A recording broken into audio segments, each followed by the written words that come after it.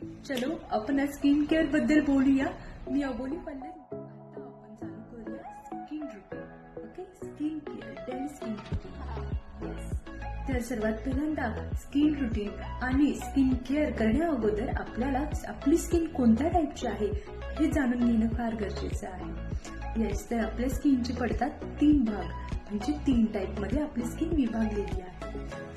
सर्वात पहिल्यांदा येते ऑइली स्किन, दुसऱ्या नंबरला येते कॉम्बिनेशन स्किन आणि तिसऱ्या नंबरला येते ड्राय स्किन.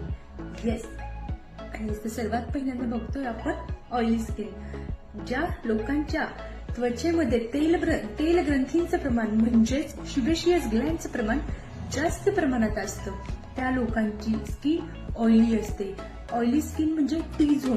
आपल्या टी झोन वरती म्हणजे हा जो कपाळाचा पोर्शन आहे, हा आडवा कपाळाचा पोर्शन आणि हा नाकापासून ते चीन पर्यंतचा उभा पोर्शन, ही टी झोन मध्ये जी आपली स्किनचा पार्ट आहे, या स्किन वरती जास्त तेल ग्रंथींचं प्रमाण असतं. ती 12ही महिने कशी असते, ऑइली असते.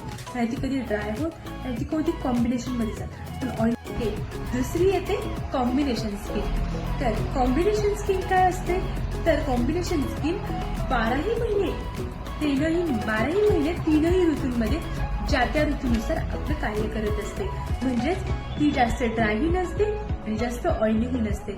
आणि ड्राय आणि ऑइली म्हणजेच ड्राय आणि ऑइली याचं एकत्रीकरण, याचं मिश्रण म्हणजे कॉम्बिनेशन स्किन. आणि तिसरं म्हणजे ड्राय स्किन. तर ड्राय स्किन कशी असते, ड्राय स्किन 12ही महिने 3ही ऋतूंमध्ये नेहमी ड्राय असते.